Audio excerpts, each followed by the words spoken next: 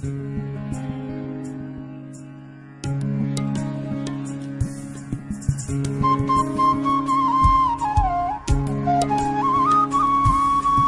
एक गहरा कुआं हूं इस जमीन पर, बेशुमार लड़के लड़कियों के लिए कि उनकी प्यास बुझाता रहूं।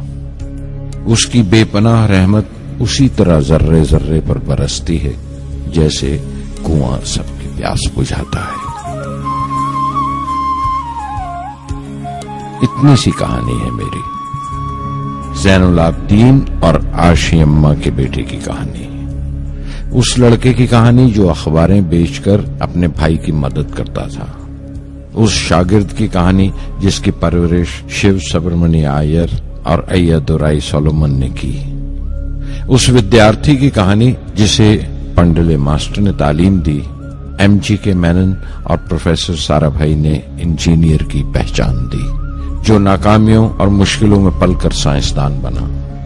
और उस रहनुमा की कहानी जिसके साथ चलने वाले बेशुमार काबिल और हुनरमंद लोगों की टीम थी।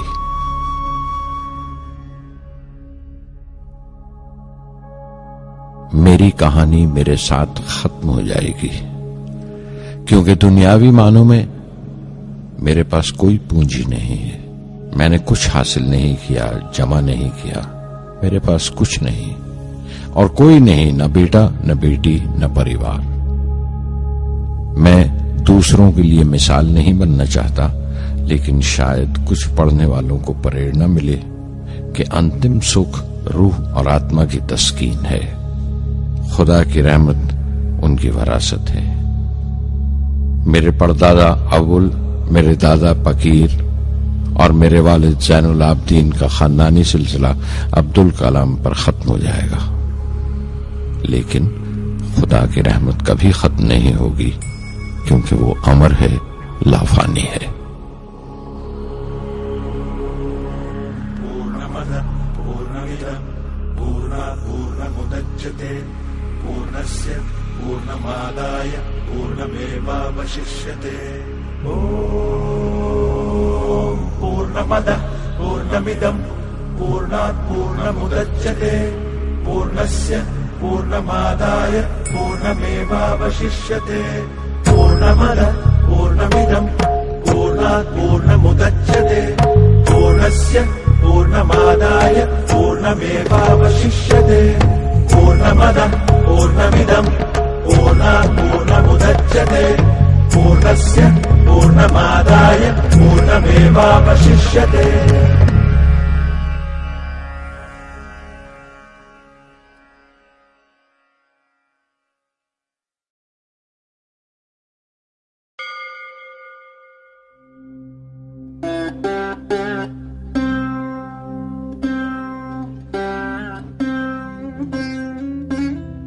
मैं शहर रामेश्वरम के एक मिडिल क्लास तमिल खानदान में पैदा हुआ।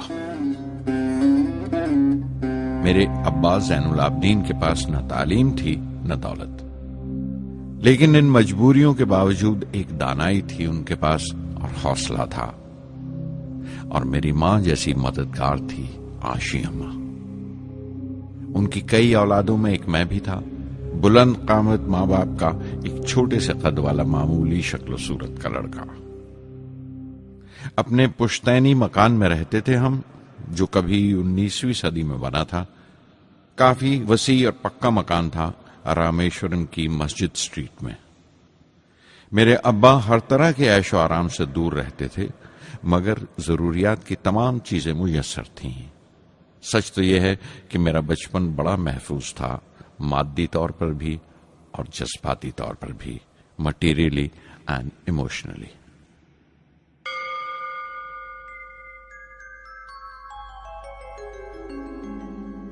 रामेश्वरम का मशहूर शिव मंदिर हमारे घर से सिर्फ 10 मिनट की दूरी पर था। हमारे इलाके में ज्यादा आबादी मुसलमानों की थी, फिर भी काफी हिंदू घराने थे जो बड़े इत्तेफाक से पड़ोस में रहते थे। हमारे इलाके में एक बड़ी पुरानी मस्जिद थी, जहां मेरे अब्बा मुझे हर शाम नमाज पढ़ने के लिए ले जाया करते थे।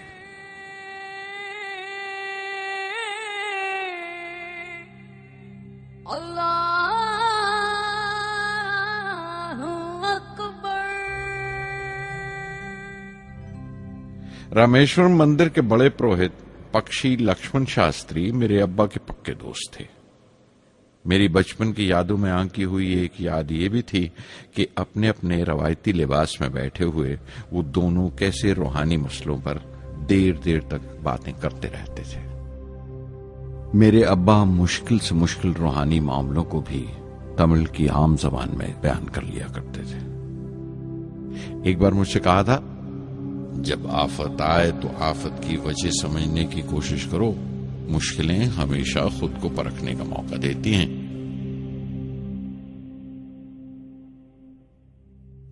मैंने हमेशा अपनी साइंस और टेक्नोलॉजी में अब्बा के असूलों पर चलने की कोशिश की है।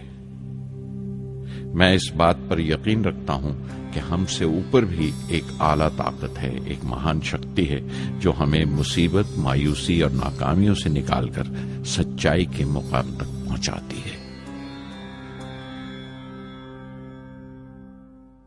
मैं करीब 6 बरस का था जब अब्बा ने एक लकड़ी की कश्ती बनाने का फैसला किया, जिसमें वो यात्रियों को रामेश्वरम से धनुषकोडी का दौरा करा सकें, ले जाएं और वापस ले आएं। वो समंदर के साहिल पर लकड़ियां बिछाकर कश्ती का काम किया करते थे, एक और हमारे रिश्तेदार के साथ, अहमद जलालुद्दीन।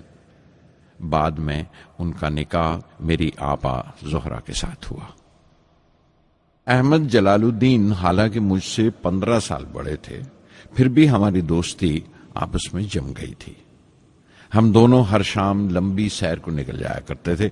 मस्जिद गली से निकलकर हमारा पहला पड़ाव शिव मंदिर हुआ करता था, जिसके गिर्द हम उतनी ही श्रद्धा से परिक्रमा करते थे जिस श्रद्धा से बाहर से आए हुए यात्री।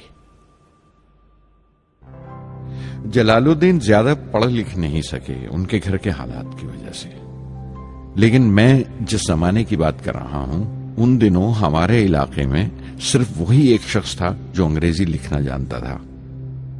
जलालुद्दीन हमेशा तालीम याफ्ता पढ़े लिखे लोगों के बारे में बातें करते थे, साइंस की इजाद, मेडिसिन और उस वक्त के लिटरेचर का जिक्र किया करते थे। एक और शख्स जिसने बचपन में मुझे बहुत मुतासिर किया वो मेरा कजन था, मेरा चचेरा भाई शमसुद्दीन।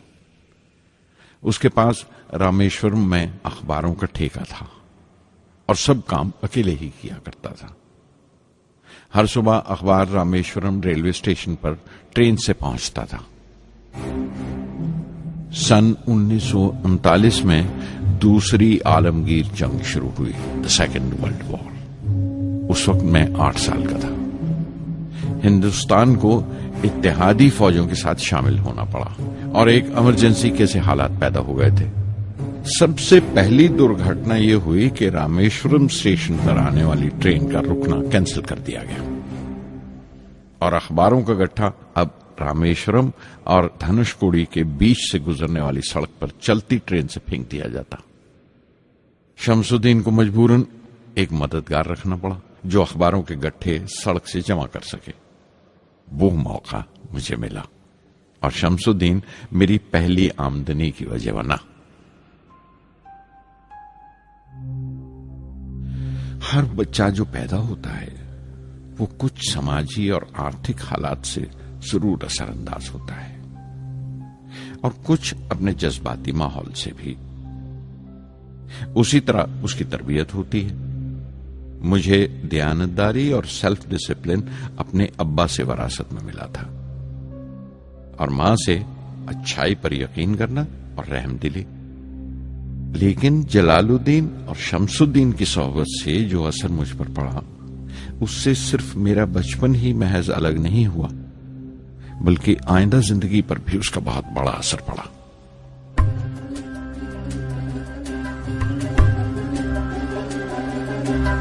தந்தை மகற்கு ஆற்றும் நன்றி அபயத்து முந்தி இருப்பச்செயல்.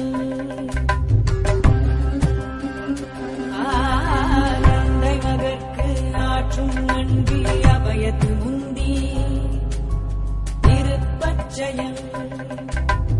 இருப்பச்செயல். மகன் தந்தைக்கு ஆற்றும் உதவி இவன் தந்தை என்னோற்றான் கொள்.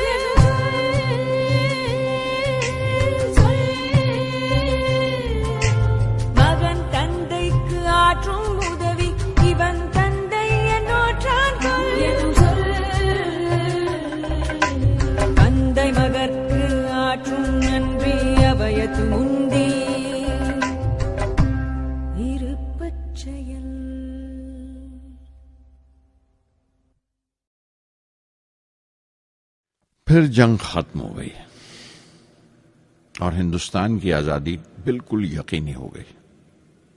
मैंने अब्बा से रामेश्वरम छोड़ने की इजाजत चाही। मैं डिस्ट्रिक्ट हेडक्वार्टर्स रामनाथपुरम जाकर पढ़ना चाहता था। शमसुद्दीन और जलालुद्दीन मेरे साथ रामनाथपुरम तक गए मुझे श्वार्ट्ज हाई स्कूल में दाखिल कराने के लिए। जाने क्यों वो नया माहौल मुझे रास नहीं आया। रामनाथपुरम बड़ा मसरूफ शहर था और करीब 50,000 की आबादी थी, लेकिन रामेश्वरम का सुकून और इत्मीनान कहीं नहीं था। घर बहुत याद आता था और घर लौटने का कोई मौका मैं छोड़ता नहीं था। श्वार्ट्ज हाई स्कूल में दाखिल होने के बाद एक 15 साल लड़के के तमाम शौक जो हो सकते थे मेरे अंदर जाग उठे। मेरे टीचर अय्यादुराई सोलोमन बेहतरीन रहबर थे, गाइड, उस नौजवान जहन के लिए जिसके सामने जिंदगी की बेशुमार मुमकिनात खुलने वाली थी।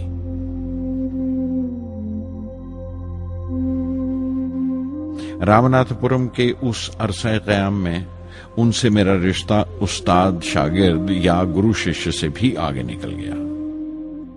अय्यादुराई कहा करते थे, जिंदगी कामयाब होने और नतीजे हासिल करने के लिए 3 ताकतों पर काबू पाना बहुत जरूरी है: ख्वाहिश, यकीन और उम्मीद। अय्यादुराई सोलोमन, जो बाद में रेवरेंड हो गए, कहा करते थे, इससे पहले कि मैं चाहूं कुछ हो जाए, ये जरूरी है कि मेरे अंदर उसकी पूरी शिद्दत से ख्वाहिश हो और यकीन हो कि वो होगा। मैं अपनी जिंदगी से अगर मिसाल दूं तो मुझे बचपन से ही आसमान के इसरार और परिंदों की परवाज हमेशा हैरान करती थी, फैसिनेट करती थी। समंदर में कूंजों और बगलों को ऊंची उड़ाने लगाते देखता था तो उड़ने को जी करता था। मैं एक सादा लोग गांव ही का लड़का तो था, लेकिन मुझे यकीन था कि एक दिन मैं जरूर उन कूंजों की तरह बुलंद उड़ाने लगाऊंगा, बुलंदी पर परवाज करूंगा। और हकीकत यह है कि रामेश्वरम से उड़ने वाला मैं पहला लड़का था।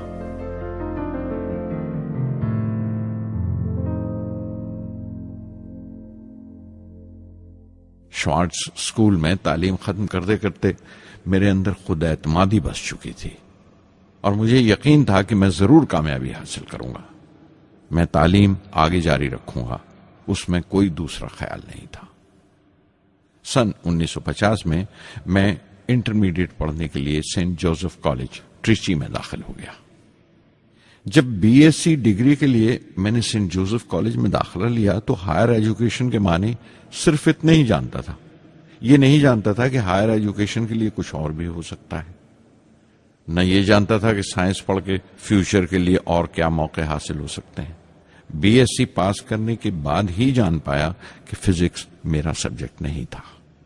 अपने ख्वाब को पूरा करने के लिए मुझे इंजीनियरिंग में जाना चाहिए था। पता नहीं क्यों कुछ लोगों का ऐसा ख्याल है कि साइंस आदमी को खुदा से मुनकर कर देती है, लेकिन मेरे लिए तो साइंस एतमाद, विश्वास और रूहानी तस्कीन की वजह रही है। किसी तरह मैं MIT यानी मद्रास इंस्टीट्यूट ऑफ टेक्नोलॉजी के उम्मीदवारों की लिस्ट में तो आ गया, लेकिन उसका दाखिला बहुत महंगा था।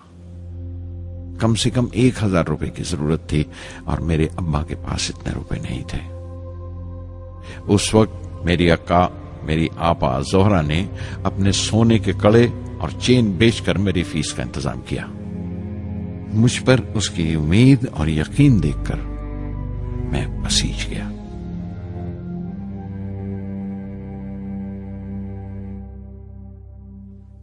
MIT में सबसे ज्यादा मजा आया।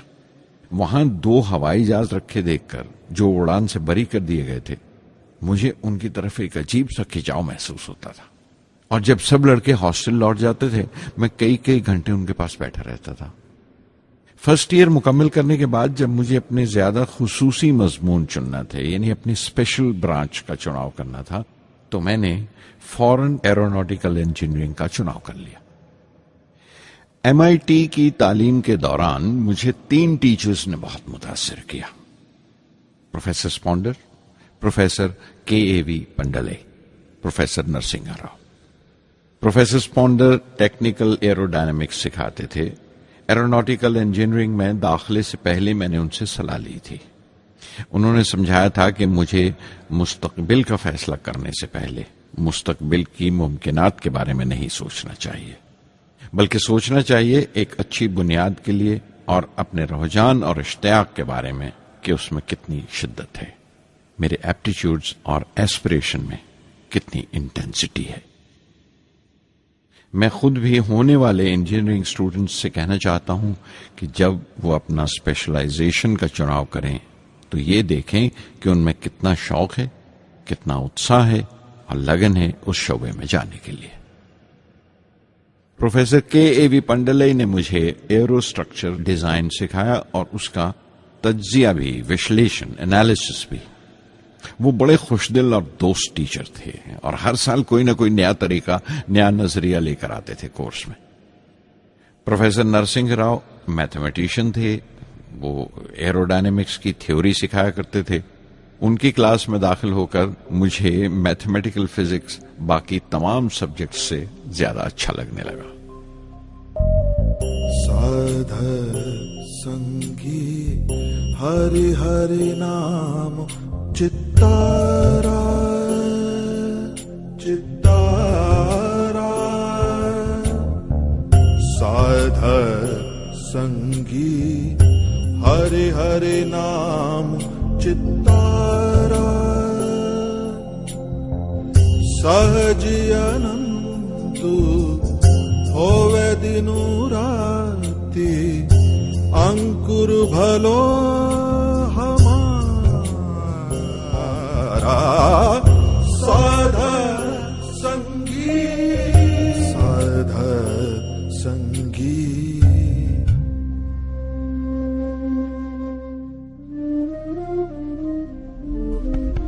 गुरुपुरा भेटियो बड़ भागी, गुरुपुरा भेटियो बड़ भागी, जाको अंतु न पारावारा, अंतु न पारावारा, नानक सरनी गही स्वामी की, पुनः पुनः नमस्कार, साध संगी साध संगी।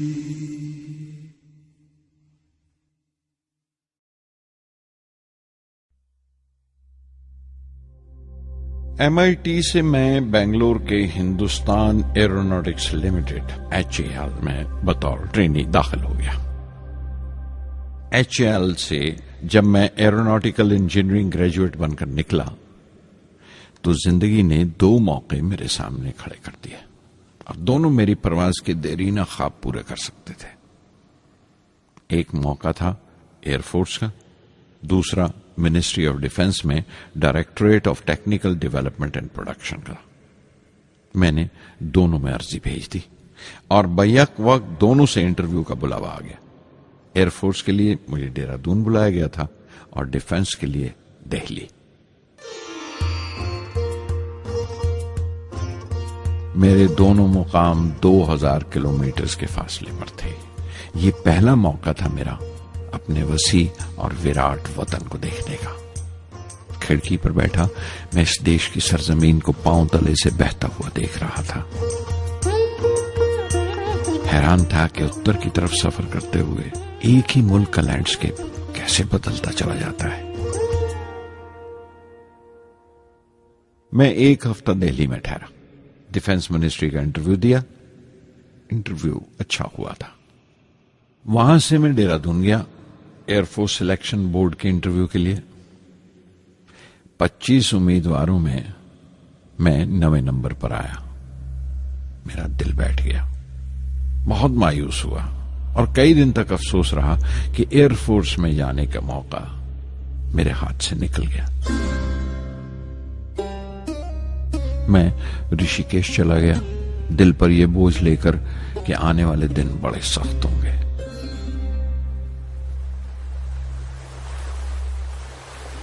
गंगा में स्नान किया और फिर चलता हुआ पास की पहाड़ी पर शिवानंद आश्रम तक पहुंच गया।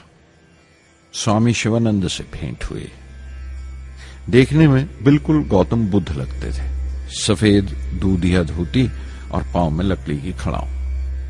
उनकी बच्चों सी मासूम मुस्कान और सादा दिली देखकर बहुत प्रभावित हुआ मैंने बताया उन्हें कैसे मैं इंडियन एयरफोर्स में भर्ती होने से रह गया और मेरी कितनी शदीद ख्वाहिश थी आसमानों में उड़ने की, परवास करने की। वो मुस्कुरा दिए और बोले, ख्वाहिश अगर दिलो जान से निकली हो, वो पवित्र हो और उसमें शिद्दत हो, तो उसमें कमाल की एक इलेक्ट्रोमैग्नेटिक एनर्जी होती है, एक बरकी मकनातीसी ताकत होती है। दिमाग जब सोता है तो वो एनर्जी रात की खामोशी में बाहर निकल जाती है और सुबह कायनात ब्रह्मांड से सितारों की गति रफ्तार को अपने साथ समेटकर दिमाग में लौट आती है। इसीलिए जो सोचा है उसकी सृष्टि अवश्य है, वो तख्लीक होगा। तुम विश्वास करो इस अजली बंधन पर, इस वचन पर कि सूरज फिर लौटेगा, बाहर फिर से आएगी। मैं दिल्ली लौट आया, डिफेंस से अपना इंटरव्यू का नतीजा दरियाफ्त किया। जवाब में मुझे अपॉइंटमेंट लेटर थमा दिया गया और अगले दिन से सीनियर साइंटिफिक असिस्टेंट मुकर्रर कर दिया गया, 250 रुपए की माहाना तनख्वाह पर। 3 साल गुजर गए।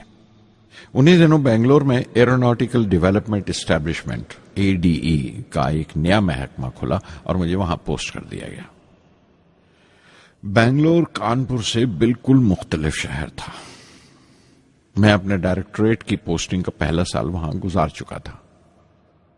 दरअसल हमारे देश में ये एक अजीब तरीका है, एक अजीब सा ढंग है अपने लोगों को हद दर्जा तक निचोड़ लेने का, जो हमारे लोगों को इंतहा पसंद बना देता है। शायद इसलिए कि सदियों इस देश ने गैर मुल्की तहजीबों के जख्म भी खाए हैं और उन्हें अपने दामन में जगह भी दी है। अलग अलग हुक्मरानों से वफा करते करते हम अपनी हैसियत, अपनी यकताई खो बैठे हैं। बल्कि हमने एक और ही किस्म की खूबी पैदा कर ली है कि एक ही वक्त में रहम दिल भी हैं और बेरहम भी, हसास भी हैं और बेहिस भी। जितने गहरे हैं उतने ही सतही। ऊपर से देखो तो हम बड़े खुश रंग और खूबरू नजर आते हैं, लेकिन कोई गौर से देखे तो अपने हुक्मरानों की एक बेढब नकल से ज्यादा कुछ नहीं है। मैंने कानपुर में कल्ले में दबाए हुए पान वाले नवाब वाजिद अली शाह के नकलची बहुत देखे और बेंगलोर में फिरंगियों के अंदाज में कुत्ते की जंजीर थामे टहलते हुए साहिबों की कमी नहीं थी। बेंगलोर में रहकर मैं रामेश्वरम की सुकून और गहरे शांत वातावरण के लिए तरसता था।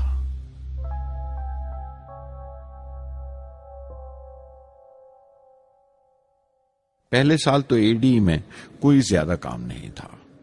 एक प्रोजेक्ट टीम बनाई थी कि 3 सालों में एक स्वदेशी हॉवरक्राफ्ट तैयार करें और वो वक्त से पहले तैयार हो गया। नंदी उसका नाम रखा गया, शिव की सवारी के आधार पर।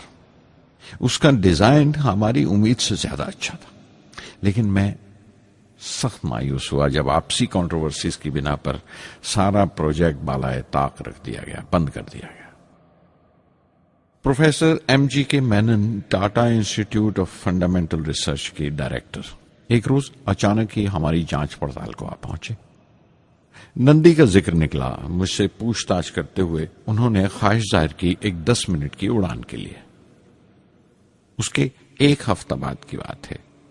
मुझे इनकोस्पार से बुलावा आ गया, the Indian committee for space research. मैं मुंबई चला गया रॉकेट इंजीनियर की पोस्ट के लिए इंटरव्यू देने। मेरा इंटरव्यू लेने वाले डॉक्टर विक्रम साराभाई और प्रोफेसर MGK मेनन के अलावा मिस्टर सराफ थे, जो उस वक्त एटॉमिक एनर्जी कमीशन के डिप्यूटी सेक्रेटरी के ओहदे पर थे। डॉक्टर साराभाई की गर्मजोशी ने पहली ही मुलाकात में मेरा दिल मोह लिया। अगले ही दिन मुझे खबर मिल गई कि मैं चुन लिया गया। मुझे इनकोस्पार में रॉकेट इंजीनियर की हैसियत से शामिल कर लिया गया था।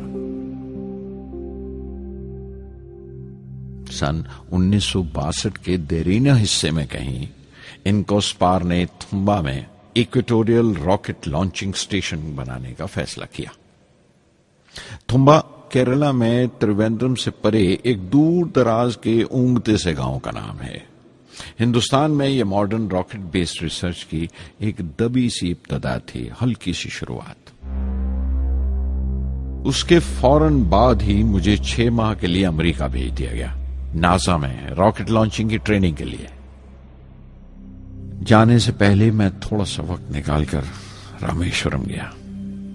मेरे अब्बा मेरी इस कामयाबी के लिए बहुत खुश हुए और मुझे उसी मस्जिद में ले जाकर शुक्राने की नमाज अदा की।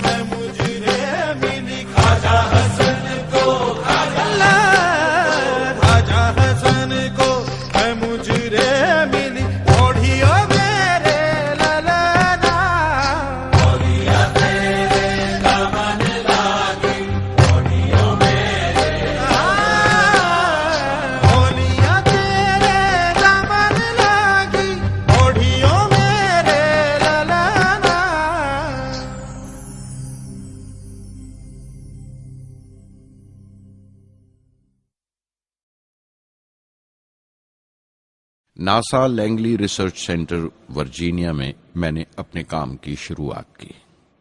बाद में Goddard space flight centre Maryland चला गया।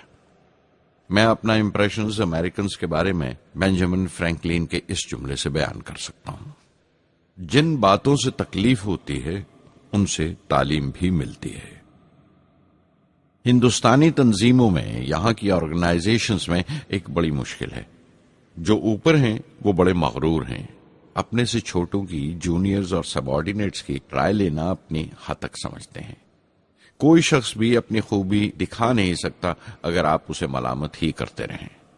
उसूल और पाबंदी, पाबंदी और सख्ती, सख्ती और जुल्म के बीच की लाइन बड़ी महीन है, बारीक है, उसकी पहचान बहुत जरूरी है। मैं जैसे ही नासा से लौटा, फौरन बाद हिंदुस्तान का पहला रॉकेट लॉन्च वाक़या हुआ, 21 नवंबर सन 1963। वो साउंडिंग रॉकेट था, नाम नाइकी अपैची।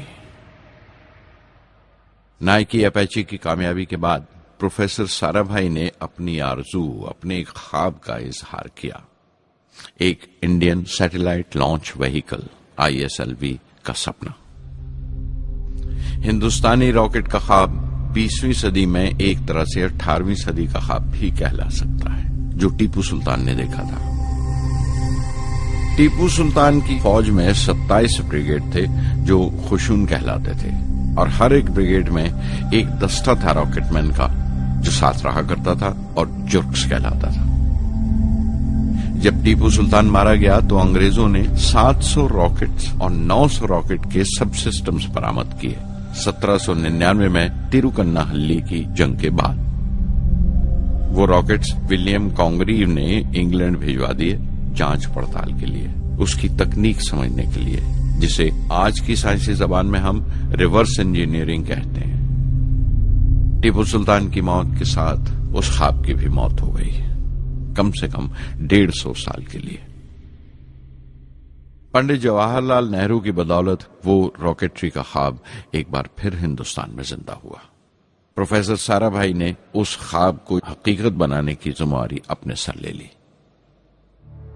बहुत से तंग नजर लोगों को एतराज था इस बात पर कि इस मुल्क में जहां लोगों को 2 वक्त की रोटी नसीब नहीं होती, वहां इन स्पेस उड़ानों को, इन खलाई तहरीकों को क्यों तरजीह दी जा रही है।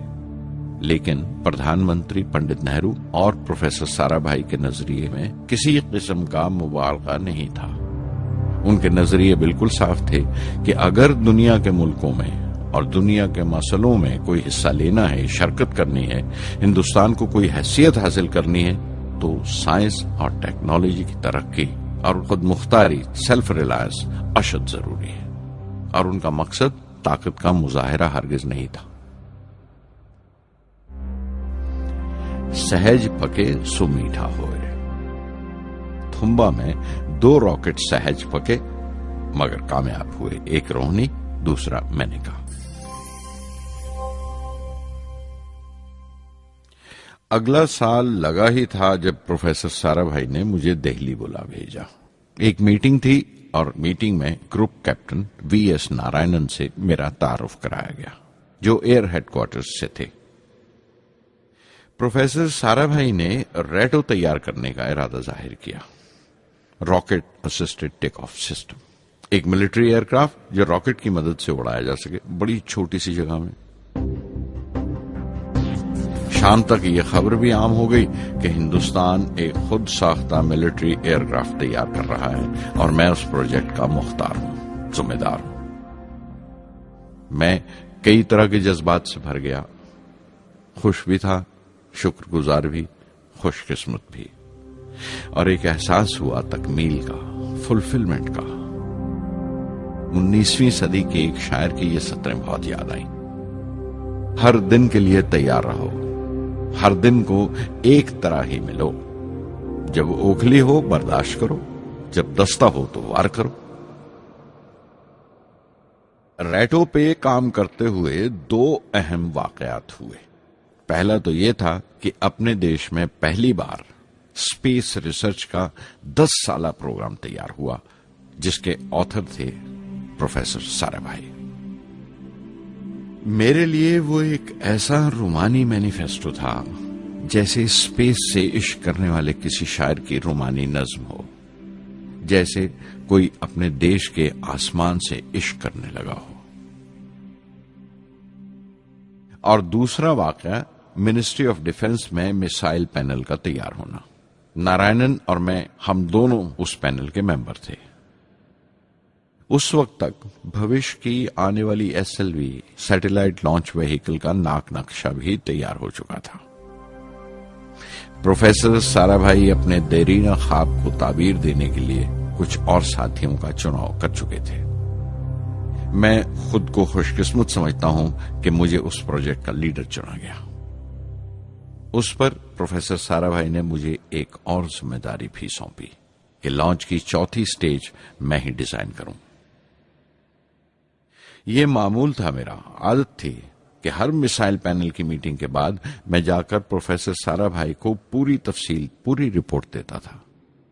दिल्ली में ऐसी ही एक मीटिंग के बाद 23 दिसंबर 1971 को मैं त्रिवेंद्रम लौट रहा था और उस दिन प्रोफेसर साराभाई थुम्बा में SLV का मुआयना करने गए हुए थे।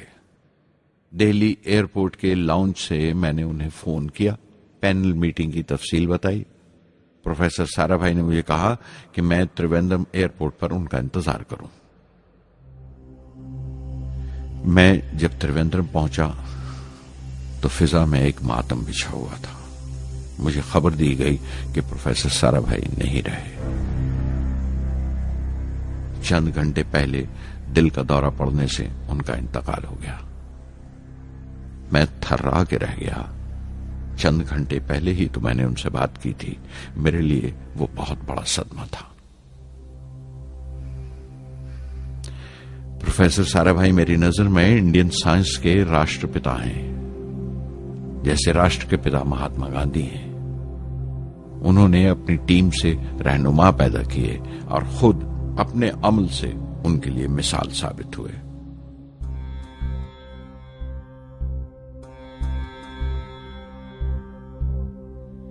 నానాటి బతుకు నాటకము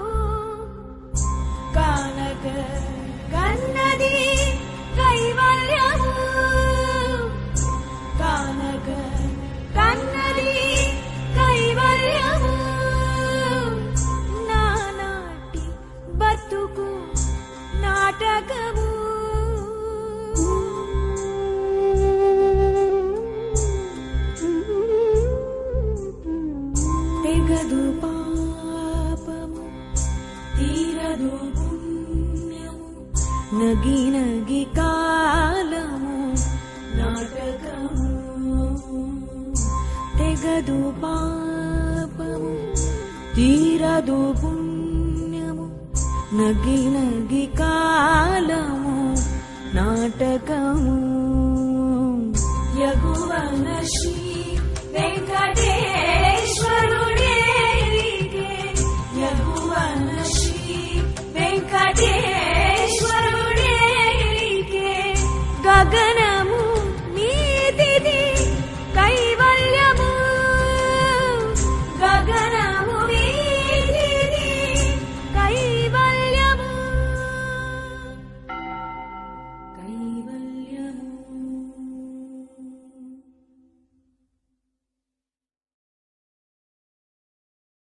कुछ अरसा प्रोफेसर एमजी के मेनन ने स्पेस रिसर्च का काम संभाला.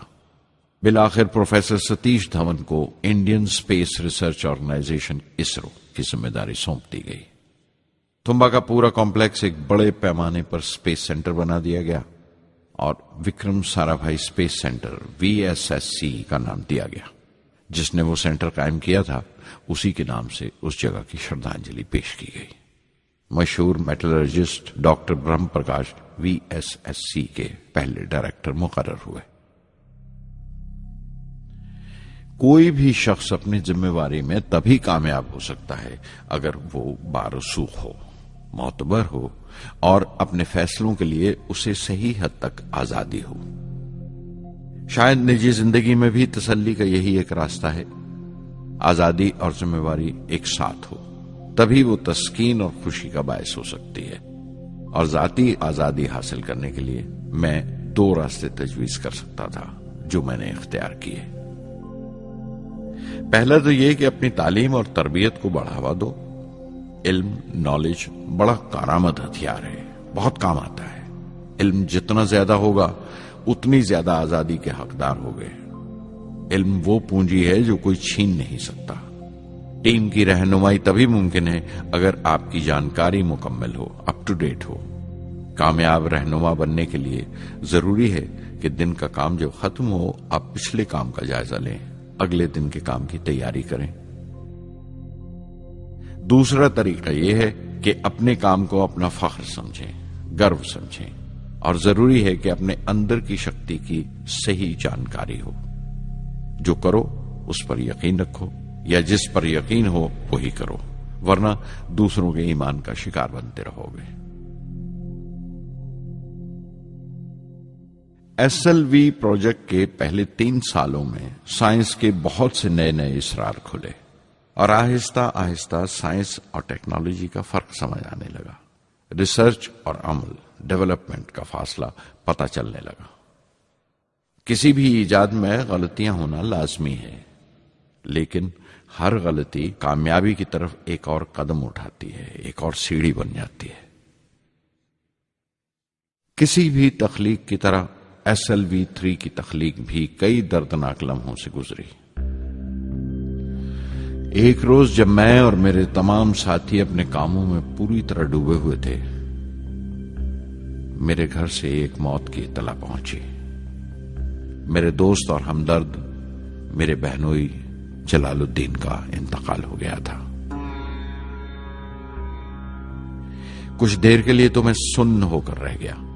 मेरी आंखों में अंधेरा छा गया. थोड़ी देर बाद जब अपने चौगिरदे का एहसास हुआ तो महसूस किया जैसे मेरी हस्ती का एक हिस्सा मर गया था. रात की रात बसों में सफर करता हुआ अगली सुबह मैं रामेश्वरम पहुंचा. जोहरा को क्या तसल्ली देता और क्या सब्र देता अपनी भांजी महबूबा को जो रो रो कर हलकान हो रही थी. मेरी आंखों के सोते पहले ही सूख चुके थे.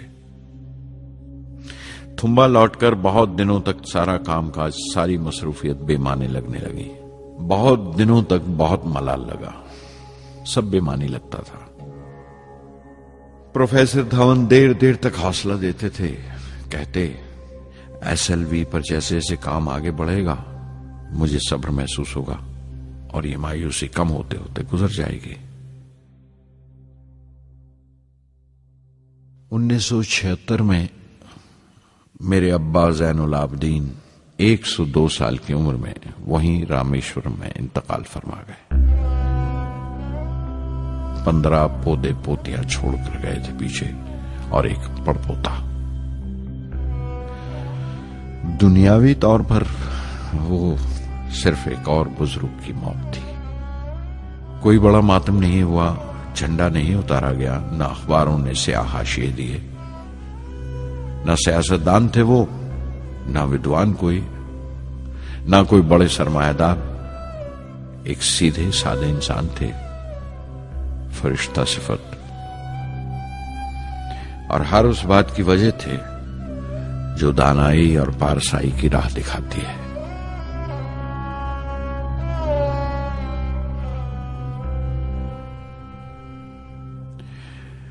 मैं बहुत देर तक अपनी मां के पास बैठा रहा, चुपचाप। और जब उठा थुम्बा लौटने के लिए तो उसने रुंधे गले से दुआएं दी मुझे।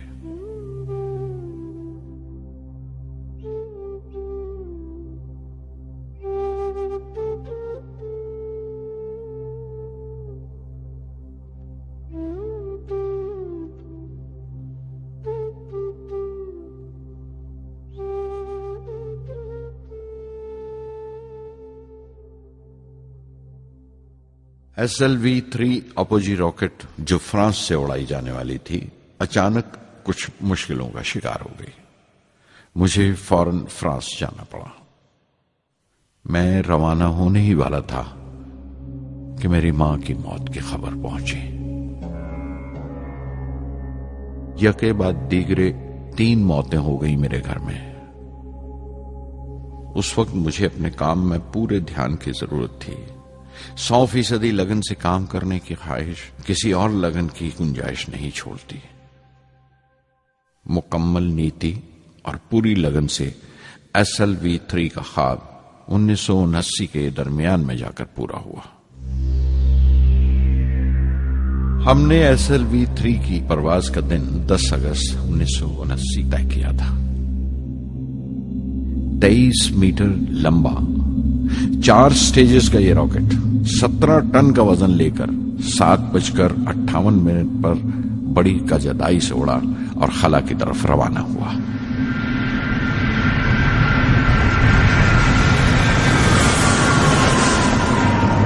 पहली स्टेज हर तरह से पुख्ता निकली और बड़े आराम से रॉकेट दूसरी स्टेज में दाखिल हो गया।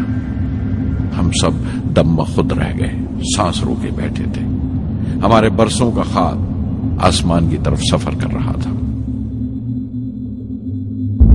अचानक हमारे ख्वाब में दरार आई, हमारा सुकूत टूटा, हमारी खामोशी टूटी। दूसरी स्टेज काबू से बाहर होने लगी थी। 317 सेकंड के बाद परवाज टूट गई। मेरी मेहनत और उम्मीद चौथी स्टेज को साथ लेकर तमाम मलबा श्रीहरिकोटा से 560 किलोमीटर दूर समंदर में जाके गिरा।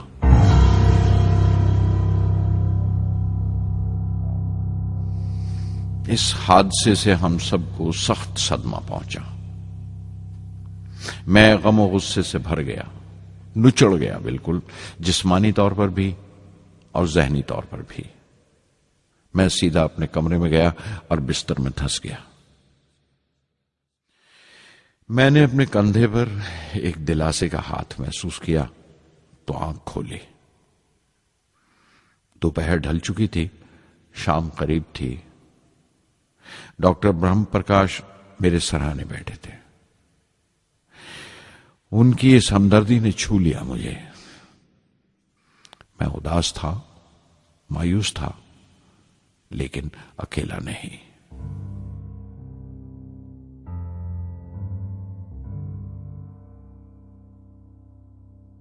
हर शख्स तकनीकी जमा तफरीक और बहस मुबासे के बाद मुतमईन हो चुका था, संतुष्ट हो चुका था, लेकिन मुझे इत्मीनान न आया और मुसलसल बेचैन रहा। मैं बेसाख्ता खड़ा हो गया और एतराफ किया प्रोफेसर धवन के सामने, सर, मेरे साथियों को नाकामयाबी की वजह दरियाफ्त हो जाने से इत्मीनान हो गया, लेकिन मैं उसे काफी नहीं समझता। इस मिशन के डायरेक्टर की हैसियत से इस गलती को भी मैं अपनी जिम्मेवारी समझता हूं। SLV-3 की नाकामयाबी की जिम्मेवारी मेरी है।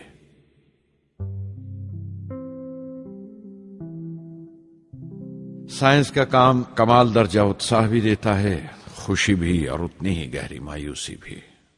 इस तरह के वाकयात सोच सोचकर मैं दिल को ढारस देता रहा। यह ख्याल कि इंसान चांद पर उतर सकता है सबसे पहले एक रूसी साइंटिस्ट ने सोचा था। उसे हकीकत बनने में 40 साल गुजर गए जब अमेरिका ने उसे पूरा किया। प्रोफेसर चंद्रशेखर ने चंद्रशेखर लिमिट का आविष्कार किया था 1930 में, जब कैम्ब्रिज में पढ़ रहे थे। लेकिन 50 साल बाद उन्हें उसी डिस्कवरी पर नोबेल प्राइज मिला।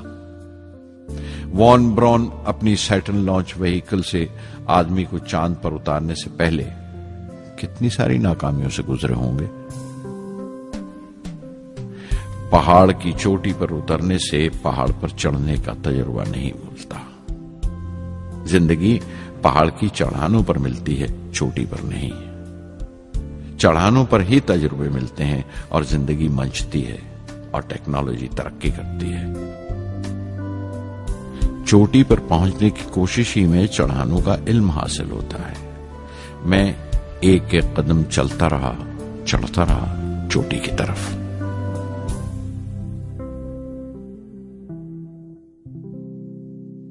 SLV-3 की उड़ान से 30 घंटा पहले 17 जुलाई 1980 के दिन अखबारों की सुर्खियां तरह तरह की राय और अंदाजों से भरी हुई थीं।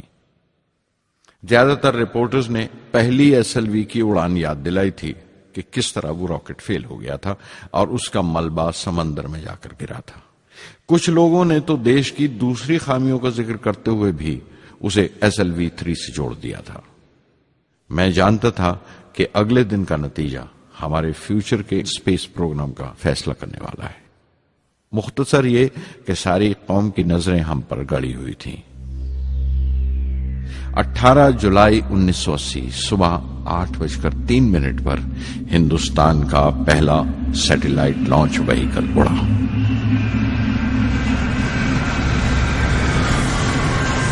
मैंने रोहिणी सैटेलाइट का तमाम डेटा कंप्यूटर पर जांचा। अगले 2 मिनट के अंदर अंदर रोहिणी अंतरिक्ष में था। उस तमाम शोरगुल के बीच में मैंने अपनी जिंदगी के सबसे अहम अल्फाज अदा किए। मैं मिशन डायरेक्टर बोल रहा हूं, एक जरूरी खबर सुनने को तैयार रहो। चौथी स्टेज कामयाबी के साथ रोहिणी सैटेलाइट को लेकर अंतरिक्ष में दाखिल कर रही है। मैं ब्लॉक से बाहर आया तो मेरे साथियों ने मुझे कंधों पर उठा लिया और नारे लगाते हुए जुलूस निकाला। सारी कौम में एक जोश की लहर दौड़ गई। हिंदुस्तान उन चंद कौमों में शामिल हो गया था जिनके पास सैटेलाइट लॉन्च की काबिलियत थी। हमारी कौम का एक ख्वाब पूरा हुआ था और हमारे इतिहास का एक नया बाब खुला, एक नया चैप्टर। प्रधानमंत्री इंदिरा गांधी ने मुबारकबाद का तार भेजा और सबसे ज्यादा हिंदुस्तान के साइंसदान खुश थे कि ये पूरी कोशिश स्वदेशी थी, हमारी अपनी थी। मैं कुछ मिले जुले जज्बात से गुजर रहा था। मैं खुश था कि पिछली 2 दहाइयों से जिस कोशिश में था बिलाखिर उसमें कामयाब हुआ। लेकिन उदास था जिन लोगों की बदौलत मैं यहां पहुंचा था वो लोग मेरे साथ नहीं थे। मेरे अब्बा, मेरे बहनोई जलालुद्दीन और प्रोफेसर साराभाई। SLV-3 की कामयाबी के महीने भर के अंदर ही प्रोफेसर धवन का फोन आया एक दिन और दिल्ली बुलाया प्रधानमंत्री से मिलने के लिए। मेरी एक छोटी सी उलझन थी कपड़ों को लेकर। हमेशा से बड़े आमियाना से कपड़े पहनता हूं और पांव में चप्पल या स्लीपर कह लो। प्रधानमंत्री को मिलने जैसा वो लिबास नहीं था, मेरे लिए नहीं, उनके एहतराम के लिए। सुना तो प्रोफेसर धवन बोले, कपड़ों की फिक्र मत करो, तुमने जो शानदार कामयाबी पहन रखी है वो काफी है।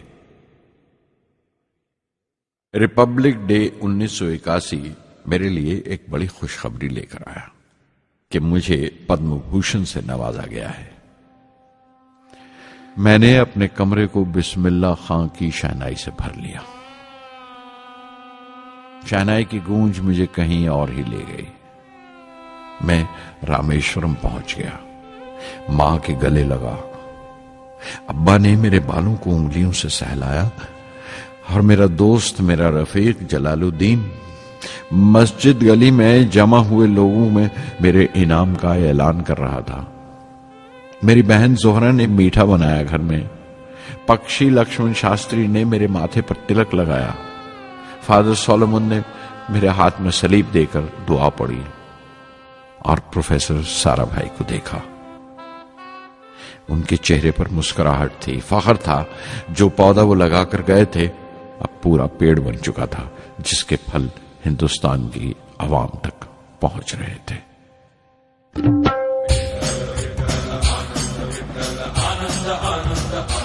ओ आनंदाचे डोही आनंद तरंग, आनंदाचे डोही आनंद तरंग, आनंदाची अंग, आनंदाचे आनंदाची अंग, आनंदाचे आनंदाचे डोही आनंद तरंग, आनंदाचे डोही आनंद तरंग।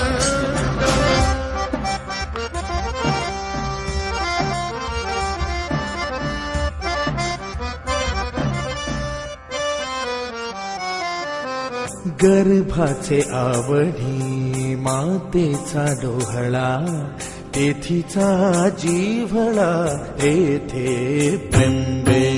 गर्भाचे आवडी मातेचा डोहळा, तेथीचा जीवळा तेथे बिंबे।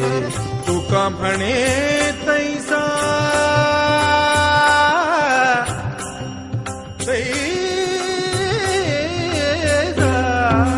तुका म्हणे तैसा ओतलाचे ठसा, अनुभव सरीसा मुखाला। आनंदाचे डोही आनंद तरंग, आनंदाची अंग, आनंदाचे आनंदाचे डोही आनंद तरंग।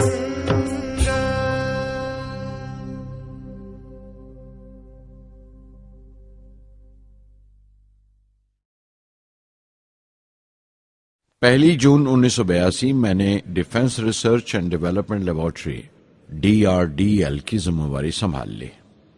उस वक्त के defence minister Shri R Venkataraman ने जब मशवरा दिया कि बजाय दर्जा बदर्जा मिसाइल तैयार करने के हमें मुकम्मल अपनी मिसाइल तैयार करने का प्रोग्राम बनाना चाहिए, तो हमें अपने कानों पर यकीन नहीं आया और देखते देखते ही वो प्रोजेक्ट एक मुकम्मल मिसाइल का प्रोग्राम बन गया, जिसके नतीजे आइंदा बहुत दूर तक पहुंचे। हर एक प्रोजेक्ट का नाम हिंदुस्तान की खुद मुख्तारी, सेल्फ रिलायंस का सबूत था।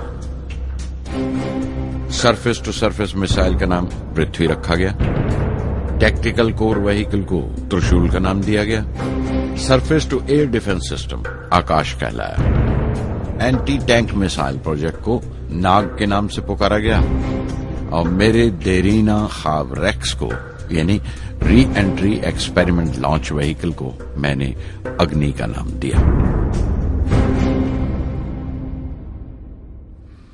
मिसाइल टेक्नोलॉजी का हुनर दुनिया की कुछ चुनी हुई कौमों के पास ही था। वो बड़े ताज्जुब से हमारी तरफ देख रहे थे कि हम क्या करने जा रहे हैं और कैसे करेंगे। हम एक मीटिंग में बैठे हुए अपने मकसद को पूरा करने के लिए 1984 की निशानदेही कर रहे थे जब डॉक्टर ब्रह्म प्रकाश की मौत की खबर आई। मेरे लिए वो एक और सदमा था। पहली SLV की नाकामी के वक्त जिस तरह उन्होंने ढारस दी थी मुझे, वो याद करके मैं और ज्यादा गमगीन हो गया।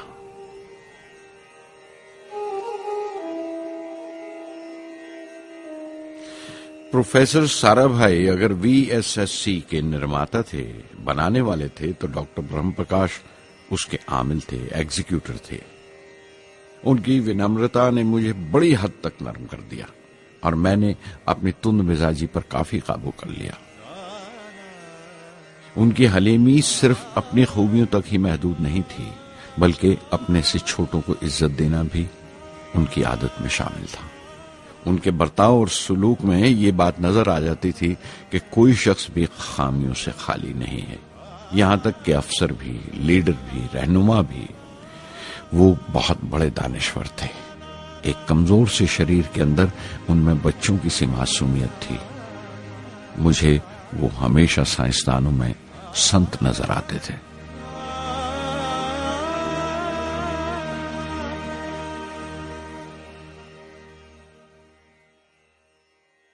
पृथ्वी का काम अपनी तकमील को पहुंच रहा था जब हम 1988 में दाखिल हुए। 25 फरवरी 1988 सुबह 11:23 पर पृथ्वी की पहली परवाज वाक़ हुई। हमारे मुल्क में वो एक ऐतिहासिक मौका था। पृथ्वी सिर्फ एक सरफेस टू सरफेस मिसाइल ही नहीं, बल्कि आइंदा आने वाली तमाम किस्म की मिसाइल का बुनियादी नक्शा भी था। फ्यूचर का मॉड्यूल था वो। पृथ्वी ने हमारे आस पड़ोस के मुल्कों को दहला दिया। मगरबी यानी वेस्टर्न मुल्कों को पहले तो हैरत हुई, फिर गुस्से का इजहार किया और पाबंदी लगा दी इंडिया के लिए कि वो ऐसी कोई चीज बाहर के मुल्कों से न खरीद सकें जो उनके मिसाइल प्रोग्राम में इस्तेमाल हो सकती हो या काम आ सकती हो। मिसाइल की इजाद में हिंदुस्तान की खुद मुख्तारी ने दुनिया के तमाम तरक्की याफ्ता मुल्कों को परेशान कर दिया। अग्नि की टीम में 500 से ज्यादा साइंसदान शामिल थे। अग्नि की परवाज 20 अप्रैल 1999 तय पाई थी। लॉन्च की तमाम तैयारियां मुकम्मल हो चुकी थीं और हिफाजत के लिए यह फैसला किया गया था कि लॉन्च के वक्त आसपास के तमाम गांव खाली करा दिए जाएं। अखबारात और दूसरी मीडिया ने इस बात को बहुत उछाला। 20 अप्रैल पहुंचते पहुंचते तमाम मुल्क की नजरें हम पर टिकी हुई थीं। दूसरे मुल्कों का दबाव बढ़ रहा था कि हम इस तजुर्बे को मुलतवी कर दें या खारिज कर दें, लेकिन सरकार मजबूत दीवार की तरह हमारे पीछे खड़ी रही और किसी तरह हमें पीछे नहीं हटने दिया। परवाज से सिर्फ 14 सेकंड्स पहले हमें कंप्यूटर ने रुकने का इशारा किया। किसी एक पुर्जे में कोई खामी थी, वो फौरन ठीक कर दी गई, लेकिन उसी वक्त डाउन रेंज स्टेशन ने रुकने का हुक्म दिया।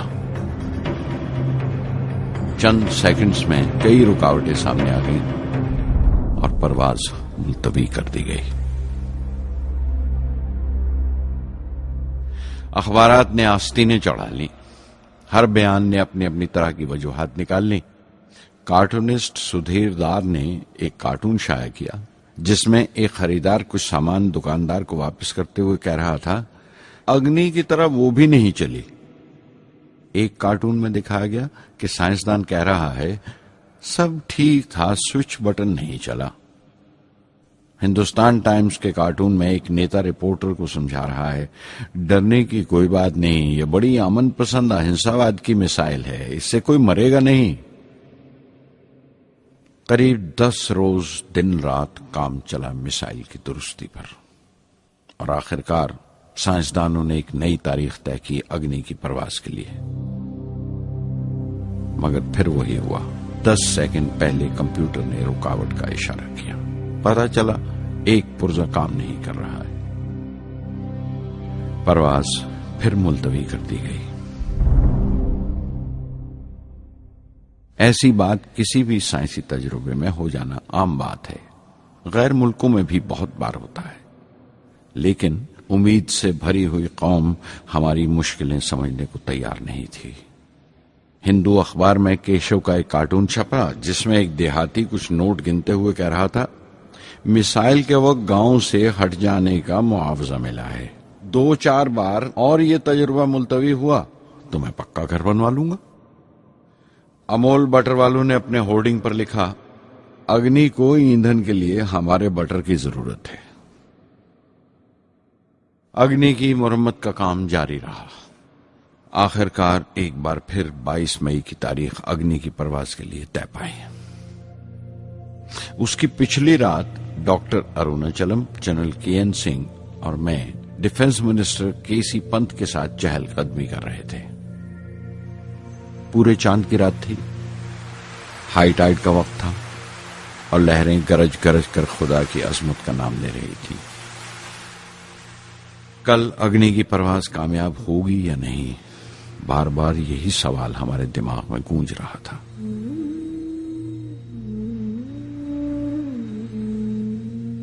डिफेंस मिनिस्टर ने एक लंबी खामोशी को तोड़ते हुए पूछा, कलाम, कल अग्नि की कामयाबी मनाने के लिए क्या चाहते हो तुम? मैं क्या चाहता था? क्या था जो नहीं था मेरे पास? अपनी खुशी के इजहार के लिए मुझे क्या करना चाहिए? और अचानक मुझे जवाब मिल गया, हम 1 लाख पेड़ों की कोंपले लगाएंगे, मैंने कहा और उनके चेहरे पर रौनक आ गई। तुम अपनी अग्नि के लिए धरती मां का आशीर्वाद चाहते हो, बोले। कल यही होगा, उन्होंने पेशेंगोई की।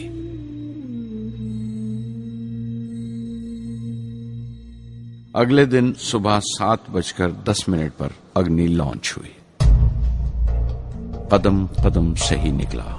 मिसाइल ने जैसे टेक्स्ट बुक याद कर लिया हो, जैसे सबक याद कर लिया था। हर सवाल का सही जवाब मिल रहा था।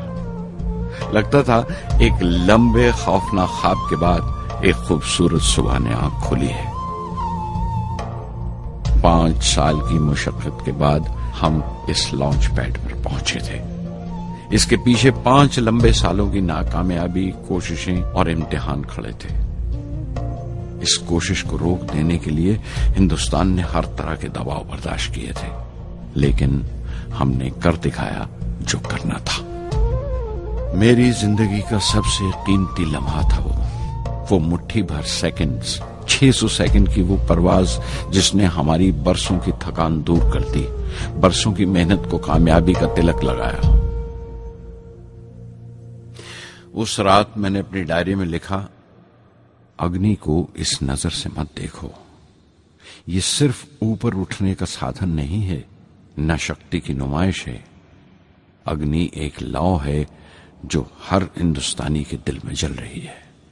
इसे मिसाइल मत समझो, ये कौम के माथे पर चमकता हुआ आग का सुनहरी तिलक है। स्वधर्मम् अपि चावेक्ष्य न विकम्पितुम् अर्हसि, धर्म्याद् युद्धश्रेयोऽन्य क्षत्रियस्य न विद्यते। स्वधर्मम् अपि चावेक्ष्य न विकम्पितुम् अर्हसि, धर्म्याद् युद्धश्रेयोऽन्य क्षत्रियस्य न विद्यते। अदच्चेत्त्वम् इमम् धर्म्यम् सङ्ग्रामम् न करिष्यसि, तदस्वधर्मम् कीर्तिम् च हित्वा पापम् अवाप्स्यसि, हित्वा पापम् अवाप्स्यसि।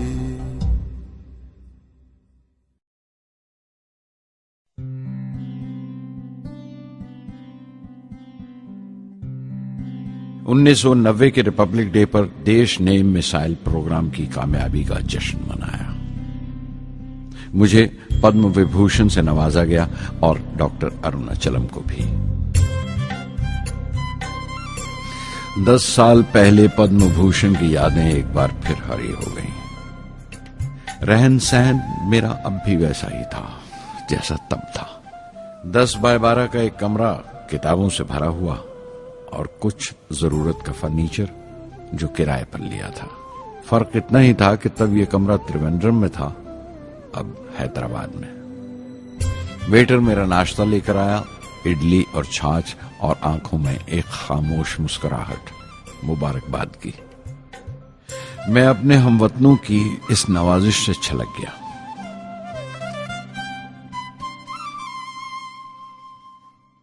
मैं जानता हूं कि बहुत से साइंसदान और इंजीनियर मौका मिलते ही वतन छोड़ जाते हैं, दूसरे मुल्कों में चले जाते हैं ज्यादा रुपया कमाने के लिए, ज्यादा आमदनी के लिए। लेकिन ये आदर, मोहब्बत और इज्जत क्या कमा सकते हैं जो उन्हें अपने वतन से मिलती है?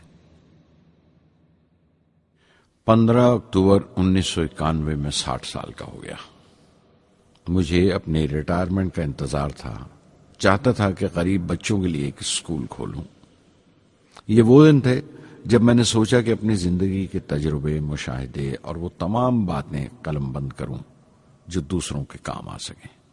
एक तरह से अपनी स्वाने उम्री लिखूं, अपनी जीवनी।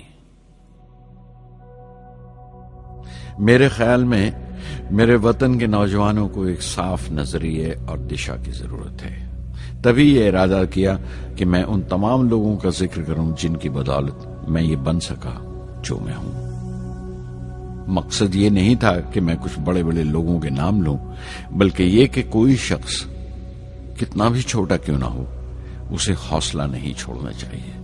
मसले, मुश्किलें जिंदगी का हिस्सा हैं और तकलीफें कामयाबी की सच्चाइयां हैं। जैसा कहा है किसी ने, खुदा ने यह वादा नहीं किया कि आसमान हमेशा नीला ही रहेगा, जिंदगी भर फूलों से भरी राहें मिलेंगी। खुदा ने यह वादा नहीं किया कि सूरज है तो बादल नहीं होंगे, खुशी है तो गम नहीं, सुकून है तो दर्द नहीं होगा। मुझे ऐसा कोई गुरूर नहीं कि मेरी जिंदगी सबके लिए एक मिसाल बनेगी, मगर यह हो सकता है कि कोई मायूस बच्चा किसी गुमनाम सी जगह पर जो समाज के किसी माजूर हिस्से से ताल्लुक रखता हो, ये पढ़े और उसे चैन मिले। ये पढ़े और उसकी उम्मीद रोशन हो जाए।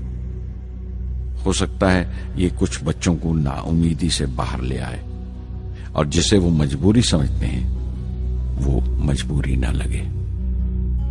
उन्हें यकीन रहे कि वो जहां भी हैं खुदा उनके साथ है। काश हर हिंदुस्तानी के दिल में जलती हुई लौ को पर लग जाए और उस लौ की परवाज से सारा आसमान रोशन हो जाए।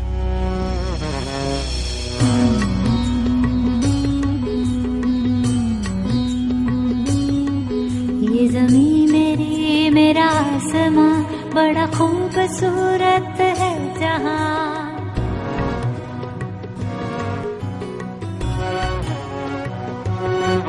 ये ज़मीं मेरी, मेरा आसमां, बड़ा खूबसूरत है जहां। मेरी जिंदगी परवाज़ है, वो फिजा मेरी, मैं उड़ूं जहां। मेरी जिंदगी परवाज़ है, वो फिजा मेरी, मैं उड़ूं जहां। ये ज़मीं मेरी, मेरा आसमां, बड़ा खूबसूरत है जहां। कभी धूप लेप के आसमां हमने सुनहरी कर लिया। कभी धूप लेप के आसमां हमने सुनहरी कर लिया। फिर धूप बांध के पाँव में हम उड़े हैं ठंडी हवाओं में। ज़मीं मेरी, मेरा आसमां, बड़ा खूबसूरत है जहां। कभी वक्त उठा के सरों पे हम और आग लेके परों पे हम। कभी वक्त उठा के सरों पे हम और आग लेके परों पे हम। कभी छानी खाली खला कहीं, हम उड़े जहाँ पे हवा नहीं। ज़मीं मेरी, मेरा आसमां, बड़ा खूबसूरत है जहां। मेरी जिंदगी परवाज़ है, मेरी जिंदगी परवाज़ है, वो फिजा मेरी, मैं उड़ूं जहां। ये ज़मीं मेरी, मेरा आसमां, बड़ा खूबसूरत है जहां। ये ज़मीं मेरी, मेरा आसमां, बड़ा खूबसूरत है जहां।